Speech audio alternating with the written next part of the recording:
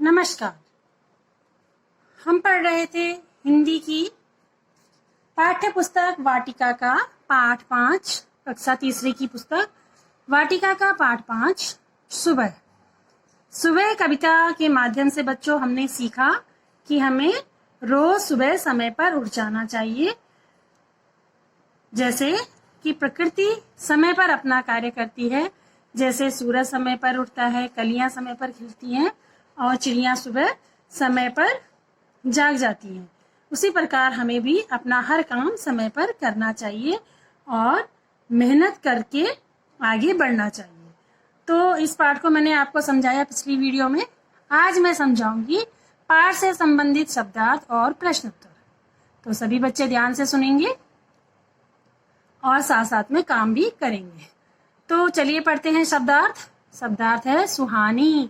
सुहानी का अर्थ है अच्छी लगने वाली। बेला अर्थात समय। जग का अर्थ होता है संसार। दुर्गुण बुराई। ताजगी का अर्थ है नयापन। मस्तानी मस्ती से चलने वाली मस्तानी। अलबेला अलबेला मतलब अनोखा। प्राणी जिसमें जान हो या प्राण हो, एक ही बात है। अलसा अलसा मतलब आलस करना। गुण गुण का अर्थ होता है खूबी या अच्छाई।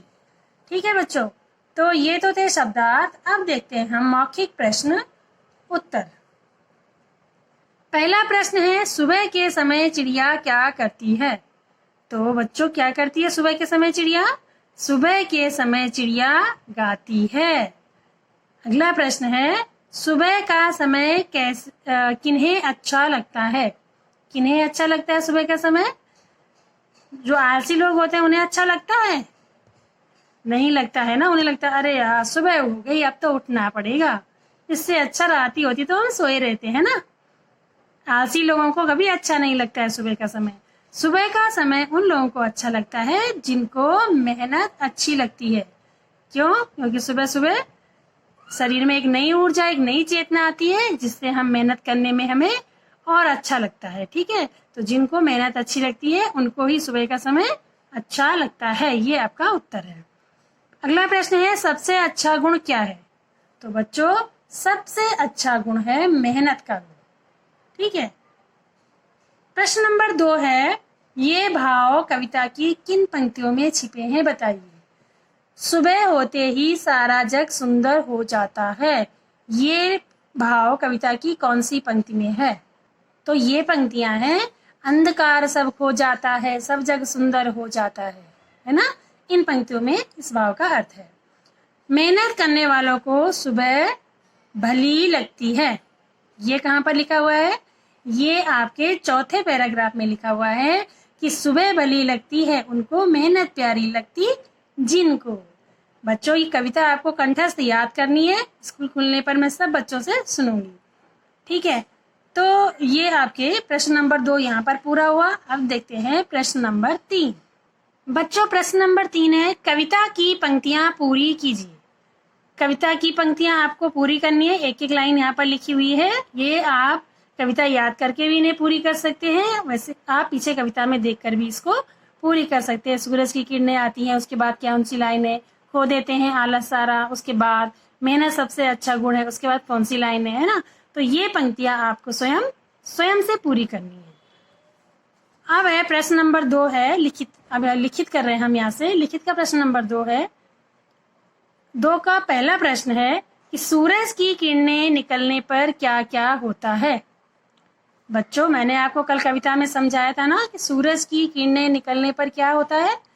जब सूरज की किरणें आती हैं तब क्या होता है? कलियां खिल जाती हैं और अंधकार भाग जाता है। चिड़िया चहचहाने लगती हैं और मंद मंद पवन चलती है। ये सब कब होता है? जब सूरज की किरणें निकलती हैं। अगला प्रश्न है हवा की चाल को कवि ने कैसा बताया है? उत्तर लिखेंगे हवा की चाल को कवि ने मस्तानी बताया है। ठीक है। प्रश्न नंबर ग है सुबह होने पर प्राणियों को क्या मिलता है? इसका उत्तर लिखेंगे सुबह होने पर नई ताजगी और नया जोश पाकर प्राणी प्रसन्न होते हैं। यानी कि सुबह होने पर प्राणियों को नया जोश और ताजगी मिलती है। ख है, इस कविता में हमें क्या संदेश मिलता है? तो उत्तर है, इस कविता के माध्यम से कवि हमें सुबह जल्दी उठकर मेहनत करने का संदेश देता है। तो सभी बच्चों ने संदेश को जाना, समझा और मैं आशा करती हूँ कि आप सभी बच्चे कविता के द्वारा दिए गए इस संदेश को अवश्य अपने जीवन में भी उतारेंगे। तो बच्चों, लिखित प्रश्न तो यहीं पर समाप्त हुए।